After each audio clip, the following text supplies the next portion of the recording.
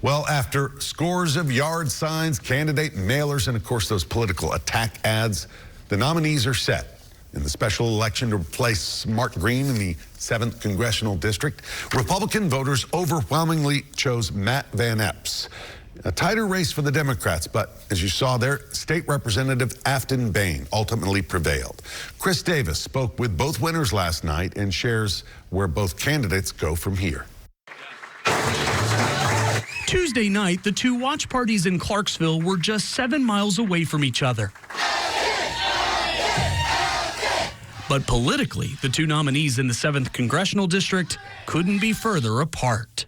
The people of Middle and West Tennessee stand with President Trump. The Republican nominee, Matt Van Epps, is an Army veteran turned businessman who most recently served as a member of Governor Bill Lee's cabinet. I think a lot of those voters are excited that there is a Democrat that is willing to challenge this administration and the Republican on the ticket. The Democratic nominee, Aftyn Behn, is a social worker who was recently elected to the Tennessee legislature. After a bitter primary, both now need to mend fences within their own parties. You had thousands vote for you, but you also had thousands that didn't vote for you tonight. So how do you win those over before December? That's right. Well, we're going to work to get everybody together. We're going to be traveling to all 14 counties again, and we're going to take our message forward. And we're going to work with my opponents and bring them together on this team. Here in North Nashville, you may see a lot of Democratic yard signs, but overall, the 7th Congressional District leans pretty conservative. It means Aftyn Behn may need more moderate voters to come over to her side, but she says she has something else that may potentially help her win this election. There's a lot of young people in the district. It's one of the most youngest congressional districts in the state.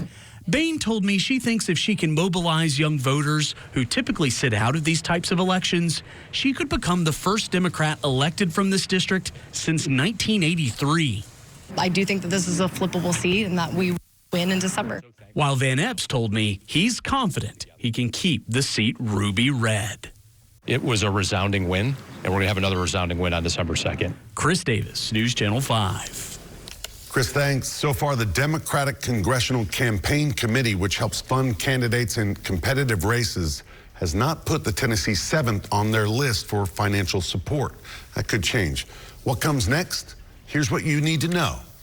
Take a look here. The deadline to register to vote in this special general election, it's in less than a month, November 3rd.